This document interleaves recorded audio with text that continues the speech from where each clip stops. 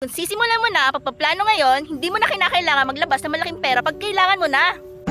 This is shit! At sa araw na ito, nandito tayo ngayon sa Heaven's Day 2 Memorial Gardens. Ano nga ba ang halaga ng pre-need at at-need?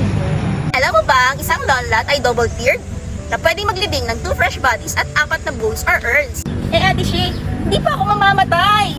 Huwag ka matakot dahil ito ay transferable at kahit sino pwede mo ilibing basta sa'yo yung lote. Paano Ate Shay kung malaking pamilya kami? Meron kaming family estate na may sukat na 37.5 square meter. 15 lots na ang katumbas nito. Multiple interment at generations na ang pwede mo ilibing dito. Dahil ang buhay ay weather lang. Manigurado. Lamang ang may alam. This is shit! Your agent.